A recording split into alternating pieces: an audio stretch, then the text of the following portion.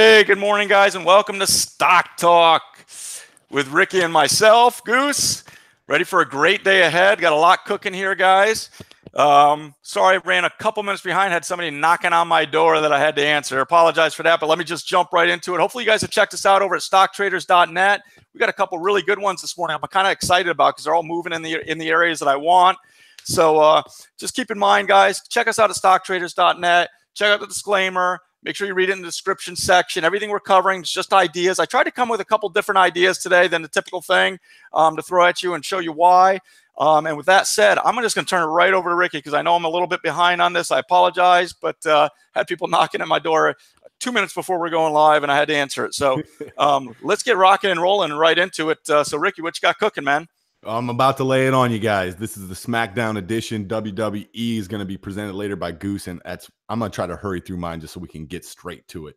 Anyway, guys, my first thing on the list is the Ricky tip. Everybody knows we got CHEK popping up. I know a lot of people want to know what's changed since the last run. Well, they did their offering, right? And they were actually trading well below the offering price. And they did find a base, so it wasn't really a surprise that they got a big bounce. I don't know if people expected it to bounce this high. So let's just talk about the fundamentals real quick. The OS is now around 4.8 million because they did fully subscribe that last offering. The underwriters even did the over allotment. The float should be about 4.3 million. Things will change when warrants get exercised. The last offering was ran by none other than our favorites over at H.C. Wainwright. It was for 2.7 million shares at $5.50. So if you look at where we're gapping up to today, you can see we are in the zone. They also had 2.7 million warrants at $5.50, and they are exercisable immediately. So these definitely can hit the tape today.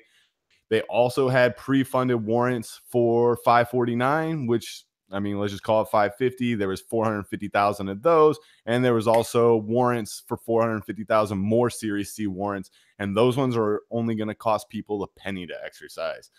You can check the warrants out. They're listed on the NASDAQ under CHEKZ or Z, depending if you're in America or in Canada. They don't need cash since the last offering was for quite a bit of money, but I believe this overhead supply they're heading into should be enough to stop this run. Obviously, as always, we preach this, guys. Don't get in front of a moving train. Let's wait and see what happens at the open. I'm really interested to see what happens when the volume comes in. Should be pretty easy to tell whether or not the warrants are hitting the tape, because if it looks heavy, it's going to be pretty apparent. But I would prefer this thing much closer to the pre-market highs, around 6 or higher. That way it gives the warrant holders and the people that bought the last offering a much higher incentive to sell. I'm going to leave it at that for CHEK. The next thing we're heading into, guys, is NTES. You see us gapping down on bad earnings, and I just want to point something out on the daily chart here. You see this earnings day here on February 8th. If you go look at the intraday action on this, this was an amazing play. One of the things we play a lot of at stocktraders.net is what they call a gap to close. So you can see the previous close was up here around the 310 area. This thing opened up way down here. It pushed all the way up to 315 and then just straight faded the whole day from 315, closing at lows around 290. It was pretty much a $25 gap to close fade.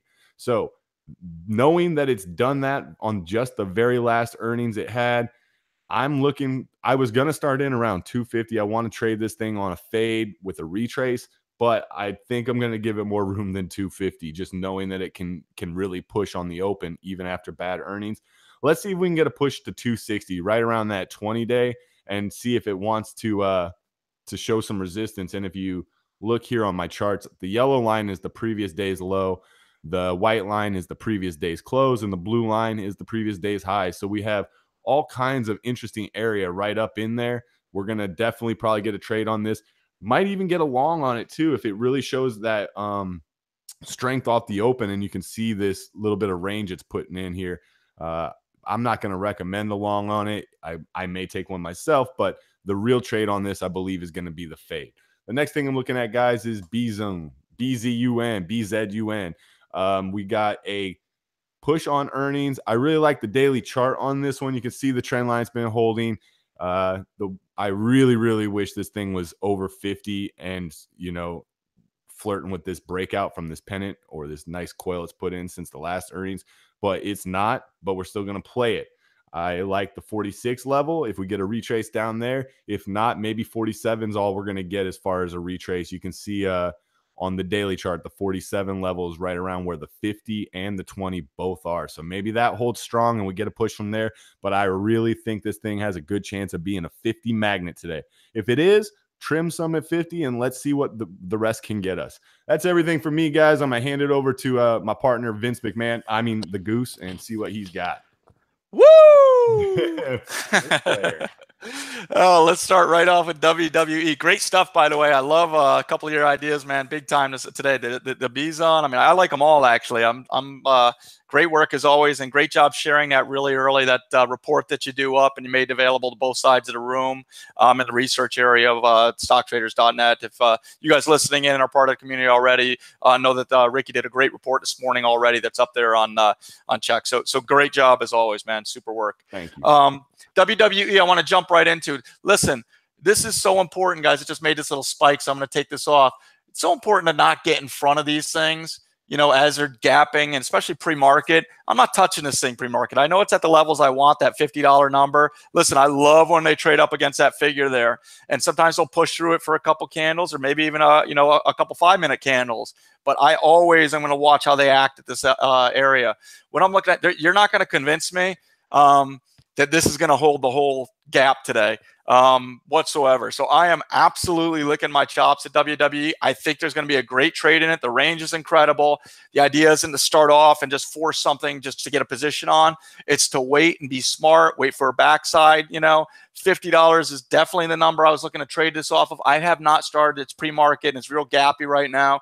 So I'll be patient, like I'm telling you guys, wait for a smart entry, and then I'll pounce. And I'll be real smart with my outs. I don't need to get, $2 or $3, twisted on this thing, thinking that it's got to do anything. I have a bias. I have a very strong bias to fade this thing. It doesn't mean that it's going to, it's going to line up perfect. If it doesn't, I have no problem kicking my pride to the side and moving on. But WWE is going to be high on my priority list for a fade. It's got great range. And what I'd be looking for is a fade back from 50 to 47, somewhere in that area, which you can see right now is showing the 50% retrace area. So that's it on WWE. I got a little curveball one for you today. I like these. I did one the other day on TEO, and it gave $1.50 or so. So I'm going to go to this one, EOLS, and I'm looking at this as a bounce play. Keep in mind that, it didn't close perfect. Yes, they kind of closed where it looked like it was trying to go here at the end of the day. It kind of stuffed in here and then made another low and it kind of sold off right at the end of the day. But here it is with EOLS. They had some data that they missed on, but I love trading these off that $10 number.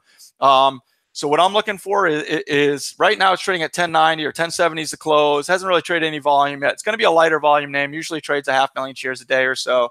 The volume obviously picked up yesterday in it.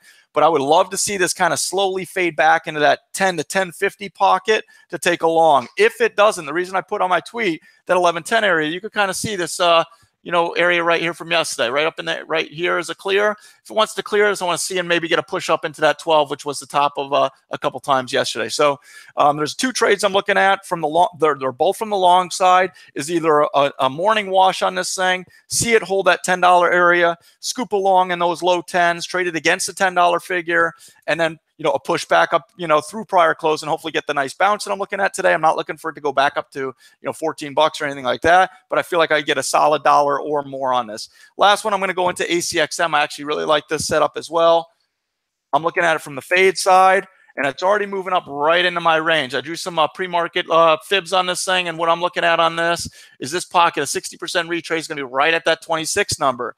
Now, also, what does a 26 number look at? You guys know on my charts here, this is my daily, right at the 200-day as well as the 20. I like this idea as a fade. And I think that there's a lot more to it. Ricky and I were talking this morning, and there was some, negativity, I guess, with the Facebook, right, Ricky, that really hasn't hit this quarter, and that should be actually in next quarter. So I think that, overall, there's plenty of downside in this name. So, let's it's going to be hard for me not to pounce is what I'm saying right at the bell, because it's right in my channel already. But I'm going to see if it wants to give a little bit more. 26 to 26.50 would be great entry for me for looking for a fade. And I think it's going to give it. I think it's going to give it right back down to that mid 24s or maybe even better. So I think there's going to be a tremendous opportunity in this name today. So it is going to be on my top watch. That all being said, guys, sorry for the late start for a minute or two, but let's get rocking and rolling. Let's have a great day today. And come check us out over at stocktraders.net. Make sure you send us any messages if you have any questions. Thanks, guys. Sounds like me and Goose going to be tag team choke slamming WWE straight from the top turnbuckle, guys. Get your butts over to stocktraders.net. Get yourself a plan, because you know if you don't got a plan, you don't got to trade. Stay safe out there. Protect your capital. Let's go out there and crush it. Peace.